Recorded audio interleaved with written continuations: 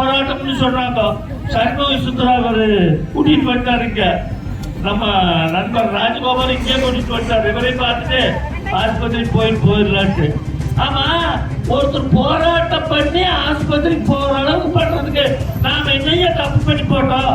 நம்ம எழுச்சி வாய்ப்பு எடுக்கட்டீங்களா? தமிழ்ல வேணும் சொல்றாராமா.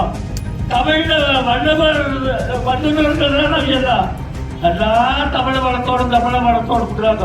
ஆனா உண்மையான தமிழ வளர்த்த வந்து இங்க சின்னக்காளி வளர்த்து இருக்கிறேன். இடுவாய் கிராமத்துல இருக்கிறேன். அத்தனை மக்கள் மண்ணை காக்க மக்களை அடைக்கிறோம். இது வந்து தமிழ் இல்லையா?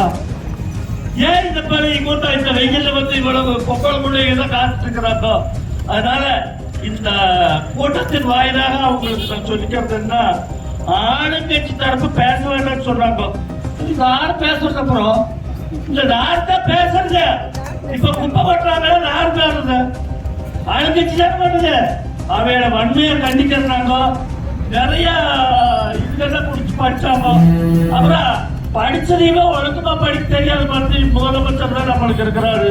ஆனா ஒழுக்கமா படிச்சா இவங்க அரசியல் வேண்டாம். அதனால அதை நான் விட்டுறேன்.